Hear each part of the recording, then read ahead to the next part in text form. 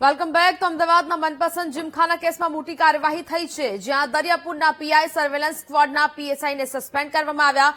Dariyapur police સ્ટેશનના PI જીવી ગોહિલને suspend કરવામાં આવ્યા છે. સર્વેલન્સ સ્ક્વોડના પીએસઆઈને પણ સસ્પેન્ડ કરવામાં આવ્યા છે.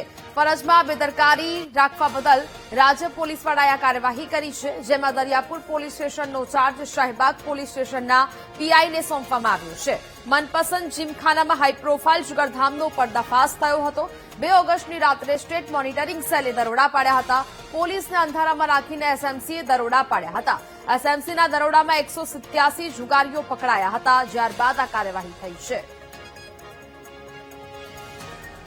સંવાદદાતા સાક્ષી ફોન લાઈન પર જોડાયા છે. સાક્ષી, અમદાવાદના મનપસંદ જીમખાના કેસમાં કાર્યવાહી થઈ છે, શું અપડેટ? જી, અમદાવાદના દરિયાપુર વિસ્તારમાં આવેલ મનપસંદ જીમખાનામાં ચાલતા હાઈ પ્રોફાઇલ જુગારધામ પર એક મોનિટરિંગ સેલે 2 ઓગસ્ટની રાત્રે દરોડો પાડ્યો હતો.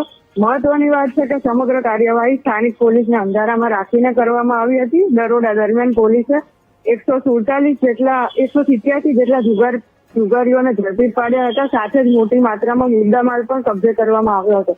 દરોડાની કાર્યવાહી બાદ હવે પોલીસ વિભાગમાં પણ મોટી કાર્યવાહી કરવામાં આવી છે. દરિયાપુર પોલીસ સ્ટેશનના જે હાલ ફરજ બજાવતા પીઆઈ છે જીવી ગોહિલ અને સર્વેલન્સ સ્ક્વોડના પીએસઆઈ સામે સસ્પેન્શનની કાર્યવાહી હાથ ધરવામાં આવી છે. અને રાજ્ય પોલીસ વડા દ્વારા બંને પીએસઆઈ અને દરિયાપુર પોલીસ સ્ટેશનના પીઆઈને સસ્પેન્ડ કરવામાં આવ્યા છે.